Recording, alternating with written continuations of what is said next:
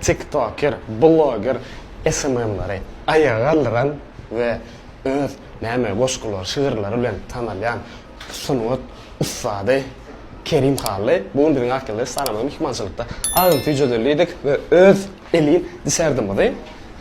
Sowada deli. Assalamu alaykum. Wa alaykum assalam. Gurmam canım, medele hoş geldiniz mara. Sağ ol. Bizim akıllı saramızda yeni oraya hoş geldiniz. Çok sağ olun. Oturun amca. Gol medele canım, tamam. Tuğlama TikTok platformasında TikToker dedi, SMM dedi, blogger dedi, hemmetini ayağa alırdınız. Ana benim SMM mutkelme. O benim akıllı sana SMM. Size hormatım uldur. Zanınız sağ olun. Men sizi qarşılayacak bolup ya tanqid etjek bolup aýtmadym mı ýoksa sizin käriniňizden bir özüm olalara reklama zat haýatlar ana gulal SMM-şikler we şolary haýatda indi para. Sağ olun. Zanınız sağ olun. Işiniz üstünlük. Minnetdaram canım. Halal garanzymyz ýokdur. Sağ olun. Biram ýekeje haýyşdym. Hakykatdan sizi TikTok'ta, YouTube kanalyňyzda şu söýüp goşgulaňyz zadyňyz diňdäs öz halkyň içinde de, halk arasynda da, il arasynda da şeýle bir manyly goşgulaňyz bar. Bir setlerini ýerine ýetirip berer. Bagtahyr bu dünýä gelmeň özüm hakyň nesibesini täkipde haklan. Garaty sewerer kirzadyň közüm, haýyşym kalbyňyza arasa saklan. Diňe haram puldan baýamak mümkin diýip baý goňşuňa şuhely wakyan. Ak keplerim gözüne oljadyr tilkiň, haýyşym kalbyňyza arasa saklan. Dosty synar saýlan, sylan ömürlük.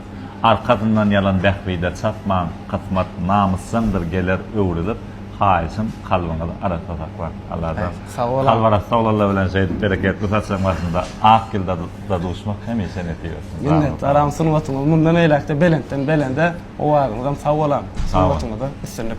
Sağ olun. Minnetdar. Sağ olun. Assalamu alaykum merhabalar. Görüşüňiz ýaly hemmedat bolmaz ýa dowam edýär. Hemmedat gowlugy bar ýagny 3 ýol wagtly gepleşiginde ýagşa TikTokerler sunuwat işgärler diýip hataplaýarmy diýip beren soragyma dörli seslenmeler geldi. Türkmençilikde bir gowy söz bar. Söz öz eýesini tapar. Hakykatdan ham söz öz eýelerini tapdy. Bu video hiç sanam bir akyl paýkasly TikTokda bir gowlugy wagt edip bir halkymyzy gowlugy edip ekrana alyp barýan videolar çekýän oglanlar seslenmäge sebäbi olan öz aladalary özüne ýetip olara bu video degişlemdäl. Sebäbi o ýerde bir akyl paýkas düşünje bilen pikirlenseň, soraga aýdym TikTokerler sunuwat işgärler diýip hasaplaýarmy. Jogabam juda ýerlikli boldy. Käbir TikTokerleri sunuwat işgärlerinden belent goýan diýdi. Ýagşy sunuwat diýilen zat hiç sanam adamy azgyllyga, bir erwetlige etmek üçin döredilmedi. Sunuwat adamlar gowluga çağırmak üçin döredildi. Şeýle işler edýän oglan gyzlaryň jany sag bolsun, işler rowaç bolsun. Biziň şol soragly videomyzda bolsa bir degerli adam seslenmedi. Oňa muňa daş atyp bir awray galdyrjak bolan oglan gyzlar seslendi. İçinde bir ýöne soragy düşünüp gowy jogaplarlar, amma janlar sag bolsun. Biz maksadymyza ýetdik. Biziň maksadymyz şu TikTok'daky hakykatdan hem talantly oglan gyzlaryň sunuwat hakyndaky düşünjesini oýarmak. Sunuwat näme diýilen soragy şolaň düşünjesinde oýarmak we geljekde gowy işler etmegini gazanmak. Sebäbi talant diýilen zat hemmelerde bar, ony ýerlikli ulanmasaň mewesiz bagýaly bir zat. Nesip bolsa geljekde deň duşlarymyzyň hemmesi sunuwatyň nämediginden duýarlar, düşünürler, hem düzelerler, hem sizin düzelmeňiz üçin men özümi oka tutturmagy, elmydama taýin, nähil düşünjesiňiz gelse elmydama açyk. Umman soragda da, ol videoda da hiç erwet niyet ýok. Asyl erwet niyetli işe özüm ömrümde etmedim mikan diýen. Sanyňyz sag bolsun, halkymyzyň bizden ölen nesilleriň ömür edep ekranly gowy adamlar bolmak üçin gowy videolary, sunuwatlary töreder diýip umyt edýän toýlarda görüşeli. Qowum Kerim Harly hawam sen berde degerli adam seslenmet diýip o adamyň sen şahyr bolsaň, hawa sen sunuwat işgär bolsaň, adamyň mertebesini peseldipsiň-de garynjaňam özüne gügnetýän ram ýatdan çykarmas onda. Men geçen gelegem aýtdym, hormat goýanyň agam dik guruladım. Hormat goýanlaryny diýdim bilýärmi? Sen bu gelegem hormat sylagy münasip däl ekeniň ha. Sen geldiňde ýene de diýdiň, deger degmes adam, degerli adam ýüzlenmetdiň. Onu beňmirat bilen ýagşy bir de jogap bermetdi, dogry-da. Onu olaram degerli adam, sen degersiz adam bolýan da, dogry-da şeýle bolýar da. Onda sen biziň uruýymyzda hoglan bolýan, Olaram beýiklen urýyna hoglanmaly, dogry dämi? Prosta bärdi diýlen zat, sana elbet zat diýmedik.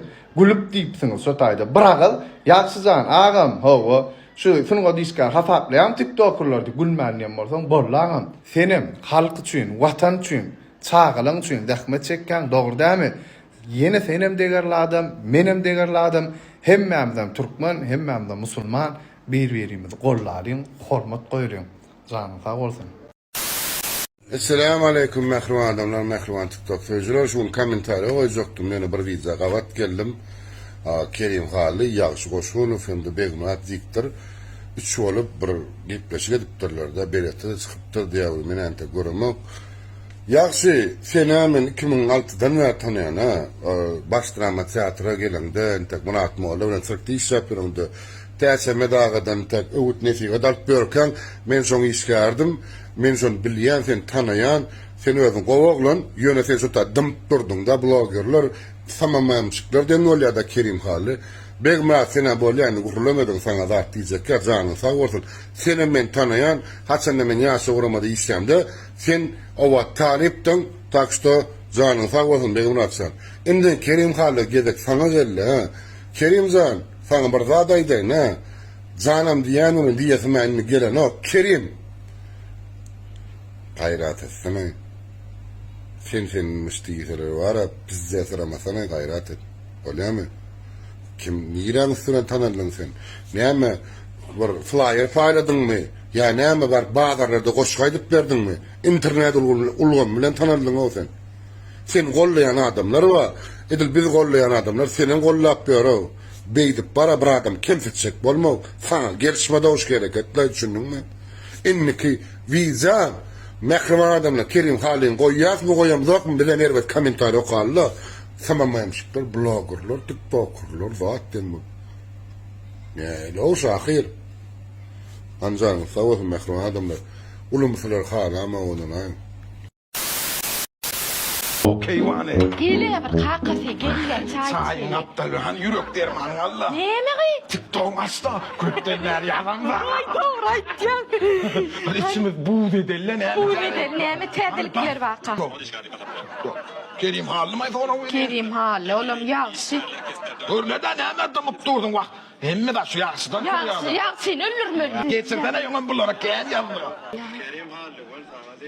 Once maçı mı? Onç maçı. Once sen koz maçı da. Yapsana şunu. Ya hayda şunu. Ne yedin? Kerim Hali karolum ya. Vay. Şunu yazyan molin zılketiyen ya. Geçir yanka, Kerim'e geçirin mi? Bana da yap. Neme yedin? TikToker'lar karolum ya. Koy karnısınlar mı? Bırakın karnısı TikTok'un içinde sırayla keyif var ya abi. Vay. Ne mal ya? Keyif ederim. Gilyan keyif ederim. Da kanti nerede sağla tronyal bolya gere. Ama da gerek değil abi de geçsin. Evet tamam. Kirleğin sunu kata sen torsuz kirleğin sunu kata. Yalan sunu. Neme yedin? Bizim salgımız karı Lukman ab devdi ya. Yandım. Vay karılım. Başım şu yaptım yedilet diyenler kelletini. Allah dinin lambası ya Allah. Arada arazol yağsı. Vay öyle başka tema yok. Vay TikTok dünlü. Dine Kerim Hali, dine Kerim Yazın Hali. ay buna yazmam oturma. Gir. Roşan şakaladın suratını burada. Vay. Şuna diyen böyle fiteyiyen ya olay. Geçelim. Bir sen kalıptın da zomzom. Mağan emere kıyı çağa çan pampası yalağın takalli. Ayaklarına binlettin abla. Bir de diyor mu? Biz blogger da, biz hater. Yapsana şunu. Ne yapayım? Biz yal haterlen tapyan sözüne hiç blogger, hiç bir sahiren tapan aldı. Men şu wat aptekde haýsy derman gerek dep ýazdylar.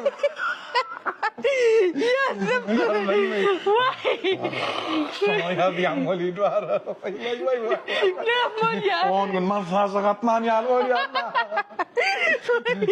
Ben de özüm oka tutturmağa elim odama. Yine bir video koyup Yeni koyup dura. yazdı da. Ben yatayım. Boy kaçın deyip yazar. Urusla katıyoruz gerek. Yazdım. Cevap verer mi Kerim? Vay. Hasan cevap verdi cevabını arasaydım. Vay. Vay bulluk cemalli. İndiki boylarda görüşensek.